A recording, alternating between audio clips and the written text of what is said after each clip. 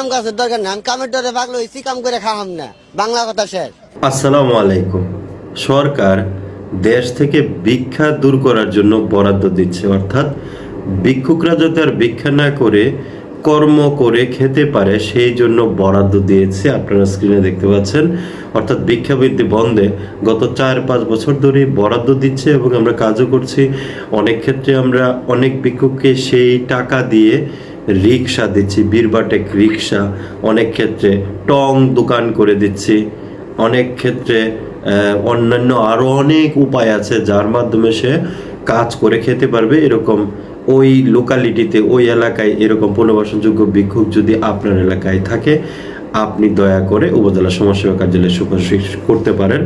মনে রাখবেন, এই টাকা ক্যাশ টাকা দেওয়া হবে না, আর দয়া করে পুনর্বাসনযোগ্য ভিক্ষুক হতে হবে এবং ভিক্ষুক হতে হবে। দেখতে পাচ্ছেন যে কোনো কোনো উপজেলায় কিন্তু প্রায় 29 লক্ষ টাকা বরাদ্দ দিয়েছে এবং এই বরাদ্দের টাকাটা হচ্ছে প্রথম কিস্তি এবং দ্বিতীয় কিস্তি।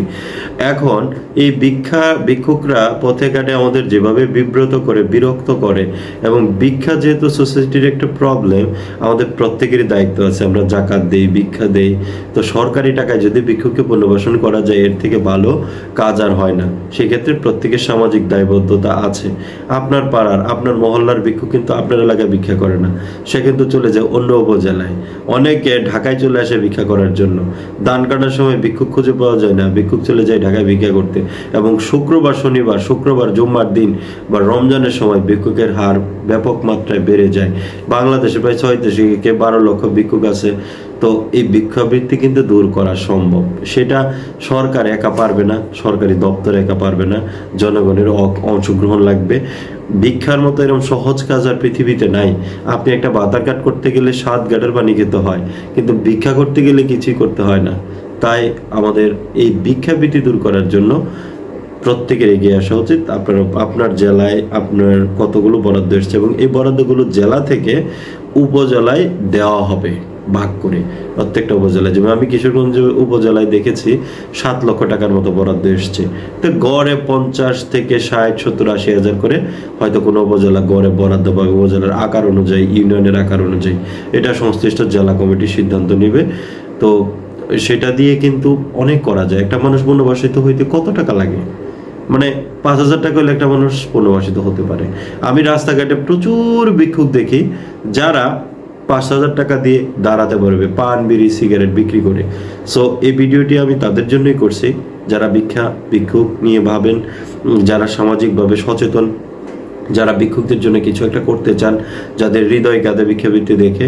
আপনারা তাদেরকে পুনর্বাসনের জন্য সহায়তা করতে পারেন, সুপারিশ করতে পারেন, উপজেলা সমাজসেবা কার্যালয়ে যোগাযোগ করতে পারেন। আমি আশা করব প্রত্যেকে এই ভিডিওটি পৌঁছে দিবেন। প্রথম কিস্তি, দ্বিতীয় কিস্তির বরাদ্দ এসছে আমরা জানি, আর তৃতীয়, চতুর্থ কিস্তির বরাদ্দ আসতে পারে, আসবে।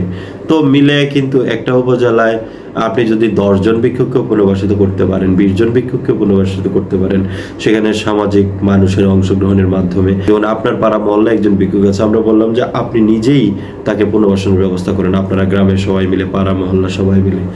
এটা কিন্তু ধর্মীয়ভাবে আমরা এলাও করতে পারি না, আমাদের নবীও কিন্তু এটা এলাও করেনি। সো যেখানে ধর্ম নিষিদ্ধ আছে আমরা সেটাকে ঘৃণা করি। এটা আসলে যতটা না মানুষ দায়ে পরে ভিক্ষা করে, তার চেয়ে বেশি হচ্ছে অলসতা থেকে।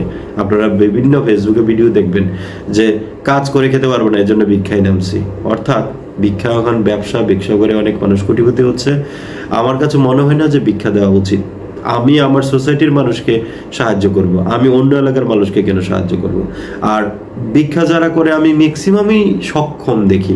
যেই লোক বাসে উঠে ভিক্ষা করতে পারে, বাসে বাসে ভিক্ষা করতে পারে, সে কি আসলেই ভিক্ষুক? আসলে সে কাজ করে খেতে চাচ্ছে না। মানুষের কাজের অভাব নাই, পেটে ভাতে কাজ করে খাওয়ার মতো কাজের অভাব নাই। এই ভিক্ষার যে বরাদ্দ এসছে, এই বরাদ্দপত্রে আপনার জেলায় কত, উপজেলায় আবার বরাদ্দ দিবে সেখান থেকে। কারণ এই বরাদ্দগুলো আপনাদেরকে জানাই, সেটা হচ্ছে আপনাদের মাধ্যমে হয়তো কোনো না কোনো ভিক্ষুক পুনর্বাসিত হবে। ভিক্ষুককে আপনি বলতে পারবেন যে ভিক্ষা আমি দেবো কেন, তোমার জন্য পুনর্বাসনের সুযোগ আছে।